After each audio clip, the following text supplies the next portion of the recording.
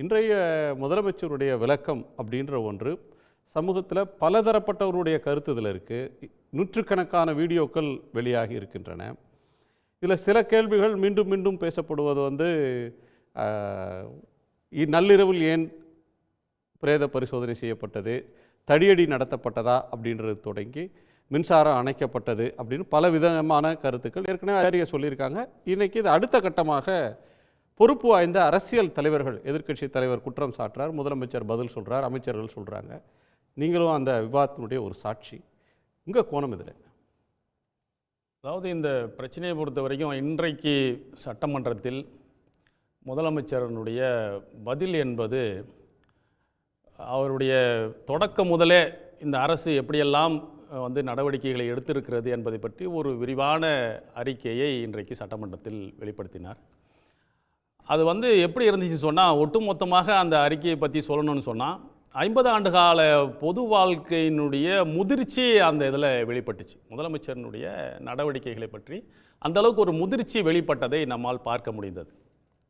அதாவது இதை பொத்தாம் பொதுவாக அரசியலுக்காக யார் இதெல்லாம் காரணங்களை ஆக்குகிறார்கள் என்பதை நம்மால் பார்க்க முடிகிறது. ஆனால் ஒரு சம்பவம் நடந்துடுச்சு, நடந்த உடனே இதை வேறு லாபத்துக்காக பயன்படுத்தாமல் உடனடியாக அந்த களத்துக்கு போவதும், அந்த மக்களை மீட்பதற்கும் அதுக்கான அமைச்சர்களை அனுப்புவதும், மருத்துவர்களை அனுப்புவதும். இன்றைக்கி பாருங்கள், நம்முடைய மா சுப்பிரமணியம் அவர்கள், மக்கள் நல்வாழ்வுத்துறை அமைச்சர் அவர்கள் இந்த போஸ்ட்மார்ட்டம் சம்பந்தமான பிரேத உடல் கூறாய்வு சம்பந்தமான ஒரு விரிவான அறிக்கையை இன்றைக்கு அவையில் தெளிவுபடுத்தியிருக்கார். இன்றைக்கு அங்கே அந்த உடல் கூறாய்வு செய்வதற்கு 3 மருத்துவர்கள் தான் இருக்கிறாங்க. ஆனால் பல்வேறு மாவட்டங்களிலிருந்து 22 மருத்துவர்களை அதற்காக வர வைத்து 14 மணி நேரம் அந்த உடல் கூறாய்வு நடந்திருக்கிறது என்ற செய்தியை சொல்லி, ஆனால் விமான விபத்தில் 200க்கும் மேற்பட்டவர்கள் மரணமடைந்த அந்த விபத்தில் கூட 12 மணி நேரத்திலேயே அவங்க உடல் கூறாய்வு நடந்திருக்கிறது அந்த செய்தியெல்லாம் இன்றைக்கு மிக தெளிவாக விளக்கியிருக்கிறார்.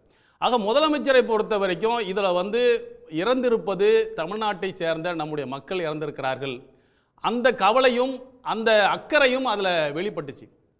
இன்றைக்கு எடப்பாடி பழனிசாமி அவர்கள், எதிர்க்கட்சி தலைவர்கள் ஒரு இடத்த நான் குறிப்பிட்டு சொல்லணும். என்னன்னு சொன்னால், தர்ணா நடக்குது, சபாநாயகர் முன்னால் முற்றுகையிட்டு எல்லா எதிர்க்கட்சியினுடைய உறுப்பினர்களும் உட்கார்ந்துருக்கிறாங்க.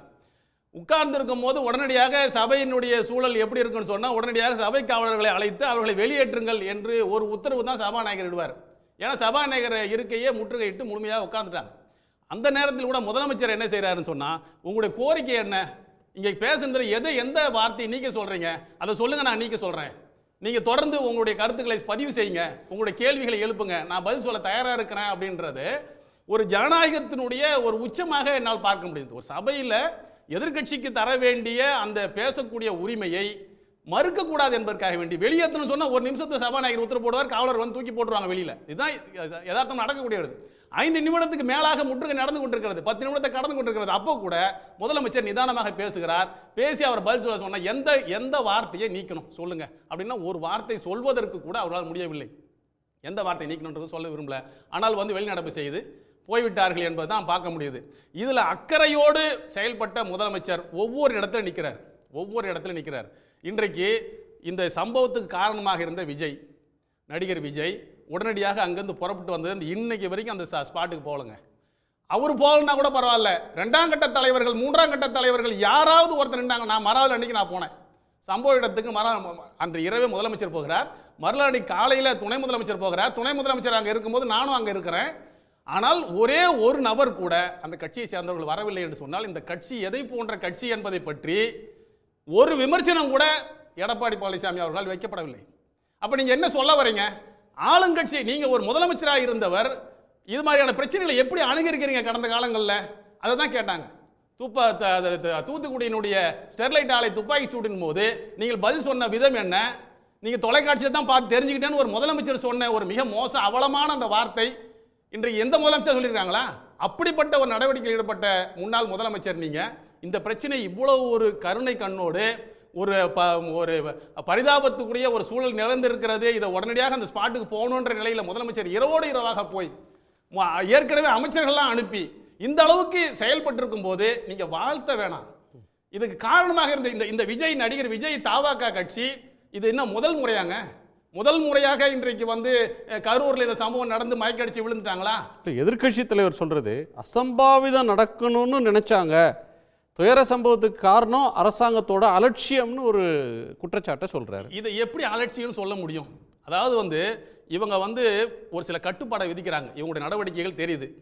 விஜய் கட்சியினுடைய தாவேகாவினுடைய நடவடிக்கைகள் இது வந்து கட்டுக்கடங்காத கூட்டம்லாம் இல்லை. இதை விட பல லட்சம் கூட்டங்கள் கட்டுப்பாடு நடந்திருக்கிறது.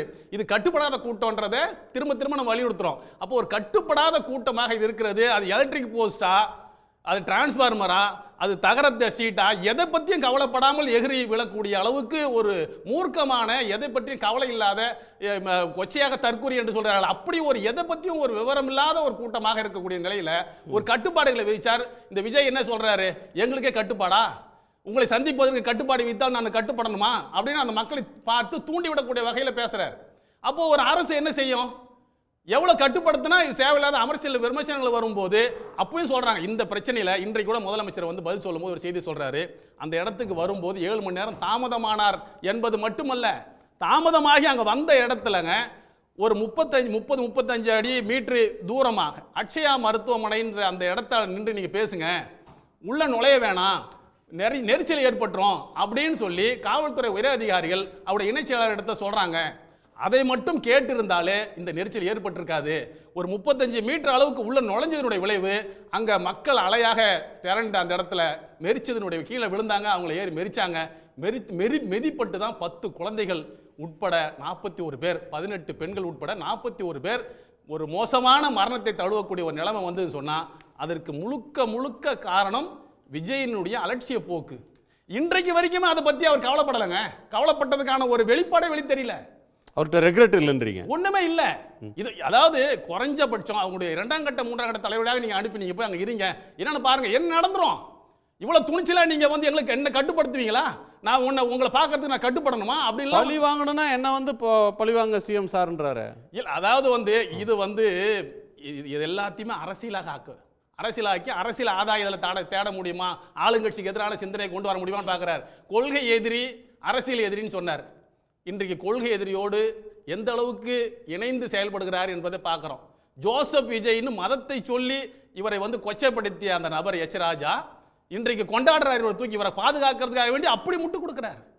அண்ணாமலை முட்டு கொடுக்கிறார். எடப்பாடி பழனிசாமி தன்னுடைய தேர்தல் அதாவது அவருடைய பரப்புரையில் வந்து தாவேகா கொடி வந்துட்டதால அப்படியே சந்தோஷப்படுறார். இப்போ இதெல்லாம் அரசியலா இல்லையா? எது அரசியல், எது அக்கறை? இதை பற்றிலாம் எதையுமே கவலைப்படாம இது மாதிரி சம்பவம் நடக்கிறத எந்த அரசியல் கட்சி தலைவருமே விரும்ப மாட்டாங்க. முதலமைச்சர் சொல்றார், எந்த அரசியல் கட்சி தலைவரும் தன்னுடைய தொண்டர்கள் மரணிப்பதை விரும்ப மாட்டார்கள் என்று விஜயும் சொல்லிட்டு தான் இதுக்காக வேண்டி நிவாரண பணிகள்ல, மீட்பு பணிகள்ல ஈடுபட வைக்கிறாரு. இவரும் நேராக களத்துக்கு போறாரு. ஆனா இவங்க என்ன செய்யறாங்க? ஒரு கொடியே தாவேகா கொடியை பிடிச்சிட்டு வந்ததால வேண்டி எடப்பாடி பழனிசாமி அப்படியே குதூகலமாக சந்தோஷமா கூட்டணிக்கு வந்துட்டாங்கன்னு பேசுறாரு. கூட்டணி வரப்போகுது அப்படின்னு ஆளுங்கட்சி எச்சரிக்கிற மாதிரி பேசுறாரு. இந்த பக்கம் பார்த்தோம் சொன்னா கொள்கை எதிரின்னு சொல்லிவிட்டு கொள்கை எதிரியோடு முழு சரணாகதி ஆகி இன்றைக்கு முழு கட்டுப்பாடு என்ன பூனை வெளி வந்த கதையா? இன்றைக்கு இவர்கள் யார், இவருடைய பின்னணி என்ன, எதற்காக வேண்டி தமிழ்நாட்டில் இவர் இன்றைக்கு அரசியல் கட்சியை தொடங்கி இருக்கிறார் என்பதை பற்றியெல்லாம் பல்வேறு யூகங்கள் இருந்துச்சு பாருங்க. இன்னைக்கு அது எல்லாத்தையும் உடைச்சு இன்னைக்கு வெளிப்படையாக பிஜேபியினுடைய இயக்குதலில் இயங்கக்கூடிய ஒரு நடிகராக தன்னை வெளிப்படுத்தியிருக்கார். உடனுக்குடன் செய்திகளை தெரிந்து கொள்ள சன் நியூஸ் பெல் ஐகானை கிளிக் பண்ணுங்க.